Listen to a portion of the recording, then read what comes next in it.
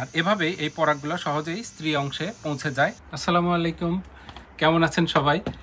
আমরা যারা সবজি বাগান করি সবারই আশা আকাঙ্ক্ষা থাকে একটু টব ভর্তি হয়ে ফল ফুল আসবে, দেখতে ভালো লাগবে। অনেক পরিশ্রম সময় ব্যয় করে তারপরে প্রচুর খরচ করে কম্পোস্ট প্লান্ট ফুড কেনা, ভালো মানের বীজ চারা ব্যবহার করার পরেও প্রচুর ফুল আসে, কিন্তু কাঙ্ক্ষিত বেগুন ফলে না। প্রচুর মেসেজ কমেন্ট আসে যে আমার গাছে প্রচুর ফুল হয় কিন্তু একটাও বেগুন হয় না। এরকম যদি কোনো একটা ইলেকট্রিক টুথব্রাশ থাকে আপনাদের হাতে, যে কোনো একটা থাকলেই হবে, যে কোনো ডিজাইনের, তাহলে কিন্তু কোনো বেগুন কিন্তু মিস হবে না।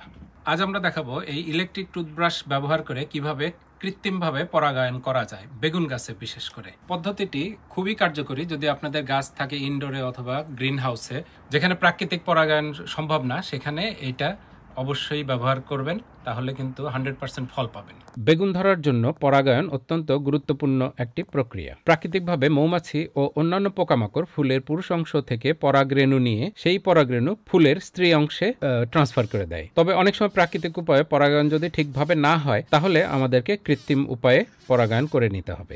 এখন কথা আসতে পারে, তা ইলেকট্রিক টুথব্রাশটাই কেন? ইলেকট্রিক ছাড়া নর্মাল টুথব্রাশে হবে না। এই ইলেকট্রিক টুথব্রাশে এক ধরনের কম্পনের সৃষ্টি হয়। এটা কিন্তু মৌমাছির কম্পনের মতোই। এই যে ভালো করে দেখুন, এই যে মৌমাছি পরাগগুলো কিন্তু এখান থেকে ছড়িয়ে দিচ্ছে। বাগানে যদি মৌমাছি না থাকে, তখন এই মৌমাছির কাজটাই আমরা ইলেকট্রিক টুথব্রাশ দিয়ে করে দেব। পরাগকে নাড়িয়ে দিবে আর পরাগগুলো দেখবেন জুজুর করে একেবারে ছড়িয়ে যাচ্ছে। আর এভাবেই এই পরাগগুলো সহজেই স্ত্রী অংশে পৌঁছে যায়। এই টুথব্রাশটা আপনার বেগুন গাছে ফল ধরার সম্ভাবনা অনেক গুণে বাড়িয়ে দেবে, সেটা হাতে নাতেই রেজাল্ট পাবেন। পুরো ম্যাজিক। তো যাই হোক, আমরা এখন এটার প্রয়োগে চলে যাই।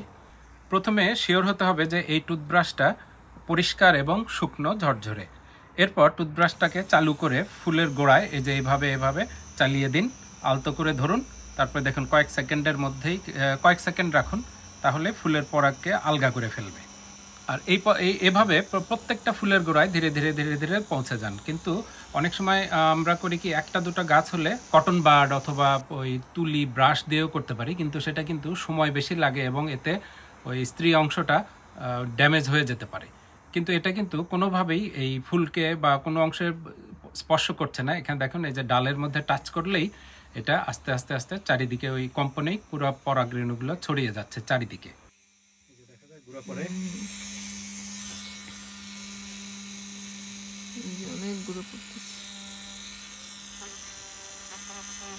এই রেণুগুলো সব উড়ে উড়ে বেড়াচ্ছে।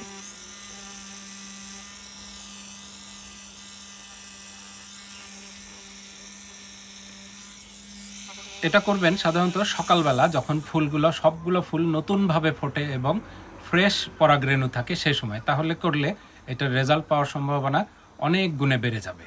কটন বাড অথবা তুলি দিয়ে পরাগায়ন করা একটা খুবই ধীর একটা প্রসেস। একটা করতেই প্রচুর টাইম লাগবে এবং খুব সাবধানে করতে হবে। আর সেই ক্ষেত্রে আমরা যদি এরকম ইলেকট্রিক টুথব্রাশ দিয়ে করি, মাত্র কয়েক সেকেন্ডের মধ্যেই এক একটা হয়ে যাবে। এবং আমাদের যদি কয়েকটা গাছ থাকে, তাহলে সেখানে যদি প্রচুর ফুল থাকে, দেখা যাবে অন্তত পক্ষে 5-10 মিনিটের মধ্যেই আমরা সমস্তগুলো কমপ্লিট করে দিতে পারবো এবং সাকসেসফুলি ভাবে এটা করা সম্ভব। ইলেকট্রিক টুথব্রাশ দিয়ে কৃত্রিমভাবে পরাগায়ন করার সবচেয়ে ভালো ফল পেতে হলে যে কাজগুলো করতে হবে সেগুলো আমি এক এক করে বলে দিচ্ছি। সকালবেলা যখন নতুন ফুলগুলো ফুটবে এবং ফুলগুলো সবচেয়ে সতেজ এবং তাজা থাকবে, তখনই চেষ্টা করবেন এই হাতে পরাগায়ন করে দিতে। এই প্রক্রিয়াটা শুধু একদিন করলে হবে না। যখন ফুলের সিজন থাকবে তখন নিয়ম মেনে প্রত্যেক দিন করে দিতে হবে।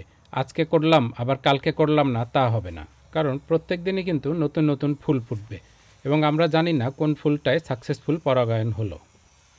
এই হাতে পরাগায়নটি কার্যকর হচ্ছে কিনা, এই জন্য কয়েকদিনের মধ্যে ফুলগুলো থেকে ফল আসছে কিনা সেটা খেয়াল করুন। পরাগায়নটি সফলভাবে হয়েছে কিনা সেটা বুঝতে পারবেন এইভাবে দেখুন। এই যে নতুন ফলগুলো এসেছে, এগুলো বোটাগুলো দেখুন, এগুলো কিন্তু সতেজ এবং মোটা হওয়া শুরু হয়েছে। দেখেই মনে হচ্ছে যে এর মধ্যে প্রাণের সঞ্চার হচ্ছে এবং এটা পড়বে না। খেয়াল করে দেখুন, ভিতরে কিন্তু বেগুনটি ধীরে ধীরে ধীরে ধীরে বড় হচ্ছে। এর মানে হলো আমাদের পরিশ্রম সফল হচ্ছে এবং আমরা কাঙ্ক্ষিত ফল পেতে যাচ্ছি। সবগুলো ফ্যাক্টর যদি না মিলে, তখন দেখা যাবে কিছু ফুলে পরাগায়ন সাকসেসফুল হবে না, সেগুলো এভাবে ঝরে পড়বে। আর চারাগাছের নিজস্ব ধারণ ক্ষমতা এবং ওর নিজের ভিতরের শক্তি অনুসারে সবগুলো ফুল কিন্তু ও রেখে দেয় না ফলের জন্য। সেক্ষেত্রে দেখা যায় যে ডাল প্রতি একটা নির্দিষ্ট সংখ্যক ফল রেখে চারা গাছটি দুর্বল ফলটিকে অটোমেটিকই সে ফেলে দেয় বা ঝরে পড়ে। এক্ষেত্রে মন খারাপ করার কোনো কিছু নাই, কারণ এটা একটি স্বাভাবিক প্রাকৃতিক প্রক্রিয়া। দুনিয়ার কাঁটা, বিসমিল্লাহ, এটা পরাগায়ন হয় নাই, এজন্য খুলে আসলো। সাকসেসফুল পরাগায়ন না হলে এই ঘটনা ঘটে। কারণ অনেক সময় থাকে কি, বর্ষাকালে মানে বৃষ্টি যখন হয় তখন মৌমাছি পোকামাকড় আসে না। দেখা যায় আমরাও গার্ডেনে আসলাম না, তখন এটা পরাগায়ন হলো না। কারণ কয়েকদিন আগে ওয়েদার খুব খারাপ গেছে, তখন এটা হয়ে গেছে। তো এখন যেহেতু ওয়েদার আবার ভালো হয়েছে, রোদ, আজকে দেখলাম তো মৌমাছি দিয়ে ভর্তি, সব গাছেরা সাকসেসফুলি পরাগায়ন করে দিয়েছে।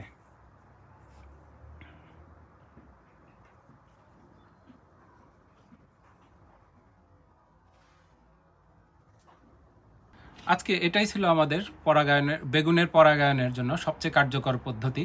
তা আপনাদের বাগানে যদি বেগুন প্রচুর টবে ধরাইতে চান, তাহলে মৌমাছি থাকলে তো ভালো কথা, আর যদি না থাকে তখন এটাই কিন্তু শেষ ভরসা। যদি ভিডিওটি কাজে আসে তাহলে লাইক, শেয়ার এবং সাবস্ক্রাইব করতে ভুলবেন না। শুভ বাগান চর্চা।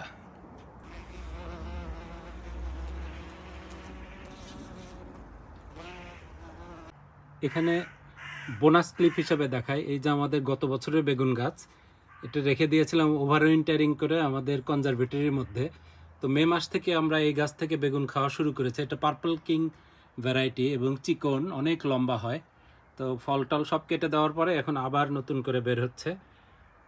তো গতবার যখন আমরা এটা রেখেছিলাম এক্সপেরিমেন্টাল, আমরা শিওর ছিলাম না যে বেগুন একবার রেখে দিলে পরের বছর হবে কি না। তো যেহেতু সাকসেসফুল হলাম, তো এবার এটা নিয়ে ভিডিও করব আপনাদের জন্য। তো এটা তো গত বছরের গাছেই, কিন্তু এবার নতুন করে করার জন্য এই যে কয়েকটা চারা রেখেছি, এটা দেখাবো কিভাবে আগামী বছরের জন্য আমরা এগুলো সেভ করবো। এই জন্য সব আলাদা আলাদা ছোট ছোট ইন্ডিভিজুয়াল পটে রেখেছি।